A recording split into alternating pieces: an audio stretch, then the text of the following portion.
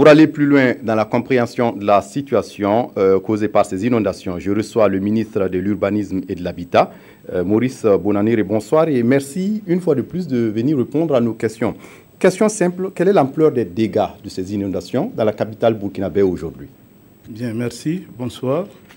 Je voudrais saluer l'ensemble de nos téléspectateurs qui nous suivent sur la chaîne nationale et vous remercier de l'occasion que vous nous donnez de nous exprimer sur le bilan de ces inondations. Effectivement, comme vous l'avez tous suivi, pratiquement tous les arrondissements de Ouagadougou ont été touchés. Vous avez vu, même à travers les images que nous venons de regarder, que le mur de la présidence du Faso a également été touché, ainsi que les sous-sols. Au niveau national, nous avons 4 régions qui sont concernées. Il y a le nord, le centre-nord, le centre-est, le centre-ouest. Et nous rendons grâce à Dieu. Jusqu'à l'heure où je vous parle, il n'y a pas eu de perte en vie humaine. Je voudrais, au nom du gouvernement, apporter tout notre soutien aux personnes qui ont été sinistrées à l'occasion de ces inondations.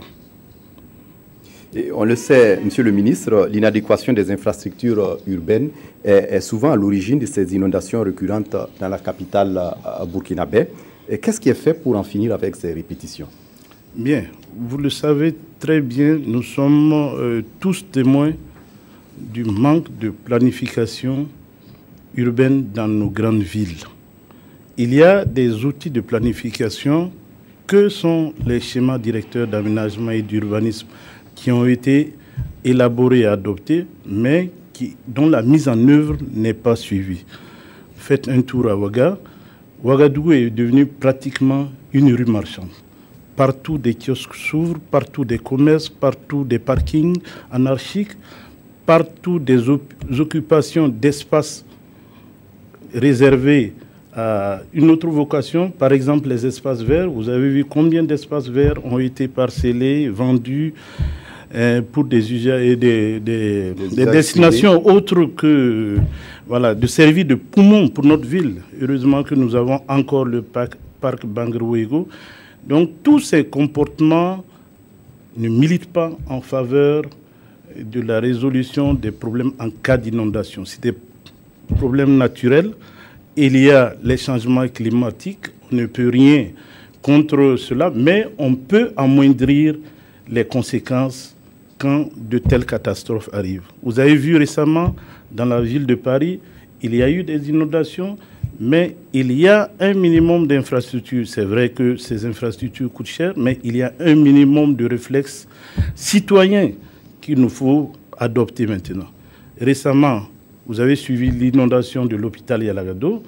Nous avons intervenu rapidement et c'est ce qui a permis à l'hôpital d'échapper aujourd'hui à ces inondations. Tous les caniveaux sur la rue qui passent devant l'hôpital étaient bouchés par des installations anarchiques de kiosques, des ordures, etc., etc. Donc le gouvernement lance un appel aux populations à avoir des comportements plus citoyens. Ce sont des catastrophes inévitables, mais nous pouvons les aménager à travers nos comportements. Vous avez également les zones inondables, le long des barrages, le long des canaux primaires de la ville de Ouagadougou. Des dispositions ont été prises pour reloger ceux qui occupent ces zones, mais il y en a qui s'entêtent encore à y rester. Nous avons tous suivi ici les conséquences de l'inondation du 1er septembre 2009. Nous devons avoir des comportements et des réflexes citoyens. La ville est construite par ses habitants et pour ses habitants. Et par rapport à ces infrastructures urbaines, est-ce qu'on peut parler d'une certaine cohérence de ces réalisations dans la ville pour éviter dorénavant à la capitale burkinabé de connaître toujours ces problèmes récurrents d'inondation? Au niveau du gouvernement, c'est la grande réflexion aujourd'hui pour voir ce qui est rattrapable.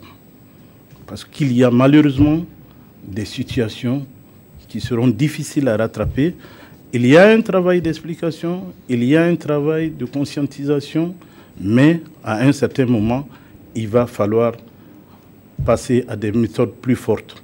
Mais en attendant, en relation avec les autorités municipales, vous avez vu le maire Armand Bewende lancer un appel aux populations à beaucoup plus de civisme, à beaucoup plus de comportement citoyen, que ce soit dans l'entretien des caniveaux, que ce soit également les ordures ménagères. Vous faites un tour dans Ouagadougou, les ordures ménagères sont jetées n'importe comment et n'importe où. Naturellement, ça influe sur les conséquences en cas de grosses pluies. Et la météo annonce pour les prochains jours et au courant de cette saison des grandes quantités de pluie. Oui, donc nous devons insister sur la nécessité de changer de comportement au niveau des populations. Oui, parlant de changement de comportement, vous l'avez dit, désormais nous allons être rigoureux, nous allons être fermes. Et pour les populations installées dans les zones inondables, des zones clairement délimitées, qu'est-ce qui sera fait pour les évacuer? Parce qu'on a comme l'impression qu'il y a une sorte de complaisance à leur égard. C'est une situation que nous avons trouvée. Je disais tantôt qu'en relation avec les autorités municipales, nous allons les rencontrer, nous allons échanger avec elles et nous verrons en fonction des possibilités au niveau du gouvernement, au niveau des municipalités, qu'est-ce qui peut être fait pour que ces populations libèrent ces zones parce que c'est de grands dangers qu'elles courent.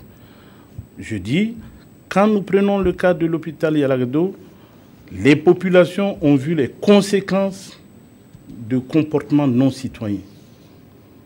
Les pauvres malades, les pauvres blessés qui étaient là ont été envahis parce que l'eau n'avait plus de passage. Il y a des caniveaux. Le peu de caniveaux que nous avons le devoir de les entretenir.